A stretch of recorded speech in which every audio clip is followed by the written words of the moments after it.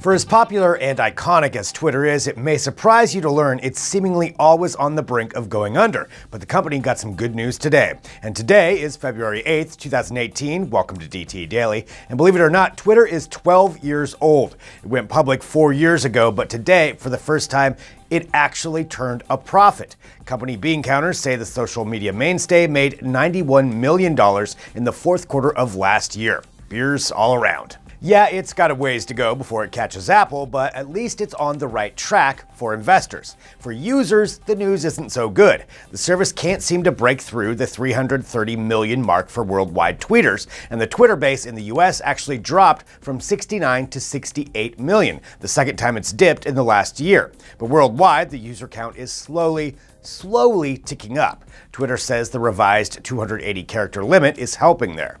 So where did the profits come from? Cost-cutting measures and advertising revenues mostly. And while 330 million Twitter users sounds like a lot, keep in mind Instagram has 800 million users and Facebook has more than 2 billion. So there's room to grow. Smartwatch adoption has been lower and slower than most tech makers would like, but that hasn't stopped Apple from continuing to push the tech forward, especially when it comes to tracking health data. Now, app maker Cardiogram is saying a large study they conducted indicates the Apple Watch and other smartwatches that continuously measure heart rate can detect the early onset of diabetes with an accuracy of 85%. Cardiogram says they collected the heart rate metrics of over 14,000 Apple Watch and Android smartwatch users, mixed in an AI algorithm called DeepHeart, and found they could detect pre-diabetes along with high blood pressure, sleep apnea, and heart defects like atrial fibrillation, also known as AFib, with high rates of accuracy. Apple is also teaming with Stanford University to see what other ailments the wrist tech can discover. Want a smartwatch now? Nest has sold a ton of those smart thermostats that got the company on the map back in 2010 when it was started by a couple of ex-Apple engineers. Google snapped them up for over $3 billion just 4 years later, and since then, while the Nest has been successful but sort of quiet as it soldiered on as essentially an independent subsidiary of Google parent Alphabet. But that just changed.